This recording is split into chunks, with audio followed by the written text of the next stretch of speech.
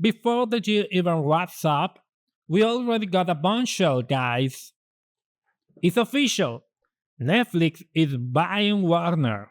Netflix just dropped the announcement confirming their new acquisition, Warner Bros. Discovery, plus streaming platforms like HBO Max.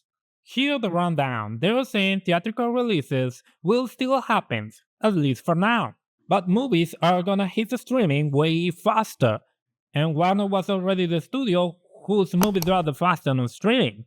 Netflix will keep HBO Max for the moment, and they'll slowly start moving content from there into Netflix. The deal won't fully close until late next year. This stuff takes time. We're talking like 9 months. Disney buying Fox took almost 2 years. So if this goes through on a schedule, it'll be a record. Netflix will now own Harry Potter, DC, Game of Thrones, Lord of the Rings, It, The Conjuring, Final Destination, Cartoon Network, and a ton more. Netflix also reported the cash and stock transaction is valued at $27.75 per WPD share, representing a total enterprise value of about $82.7 billion, equity value of $72 billion. Alright, now the juicy stuff, beyond the technical numbers. A group of big-name filmmakers sent a letter to Congress warning that Netflix buying Warner Bros. Discovery would put a noose around the market. Some insiders claim Netflix want WB movie to have only a 2 week theatrical window, though other sources said that's not true. The Director Guild of America is prepping to meet with Netflix to talk about the concern regarding the accusation. What Netflix has said publicly. They kill theatrical releases. Again, that's what they're saying right now. But movie will hit streaming way faster. Netflix will keep HBO Max at first and roll its content into Netflix little by little. Exact word from Netflix's co-CEO Ted Sarandos. My main issue has always been those super long exclusivity. We don't really think they're very consumer friendly. So in my perspective, realistically, movie will still hit the theater all next year. We wouldn't see major changes until like 2027. Could we get simultaneous Netflix releases? Or maybe, instead of the movie staying a whole month in theater, they move into HBO Max. We get it dropping on Netflix a week after theatrical release.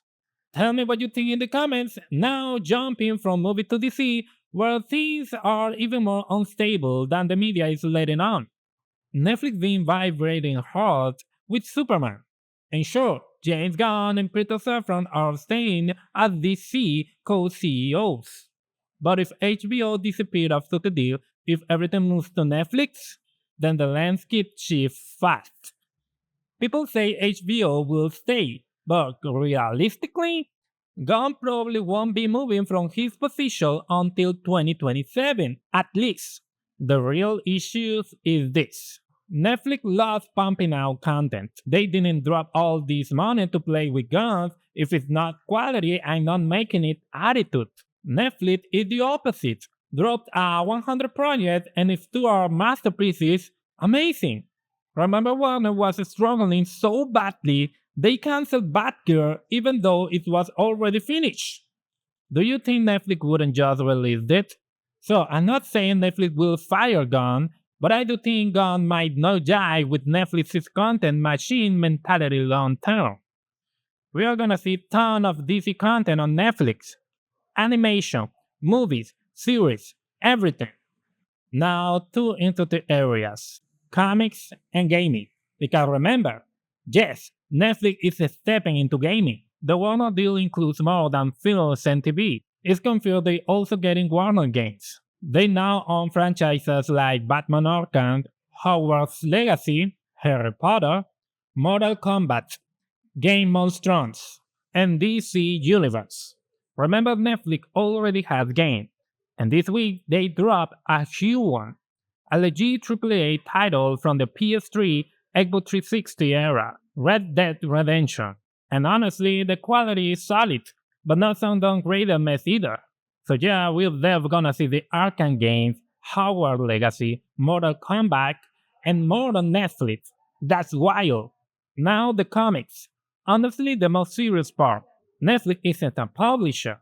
Are they even interested in maintaining DC's 80 years comic history? Two things could happen.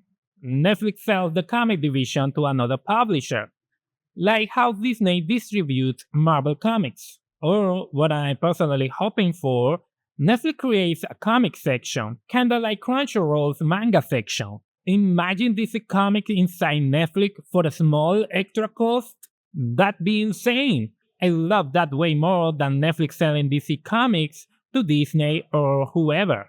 We've already seen how messy it gets when rights scatter everywhere, like Hole and Spider-Man with Marvel, and now the political wild card, Trump. If Trump steps in, things could get complicated. Remember, Trump supported the Ellison family, Skydance Paramount. It looked like Paramount, with the era's funding, was going to buy Warner. Apparently, Sattler wanted to sell to Netflix and reject the three offer from Paramount. So during the antitrust investigation, Trump could try to pressure or even accuse Sattler of discrimination or bias. Guys, this is just the beginning. We're now entering the investigation phase, which Netflix expects to last around 9 months. We'll see if Trump tries to delay the timeline or straight up block the deal. What do you think about all this?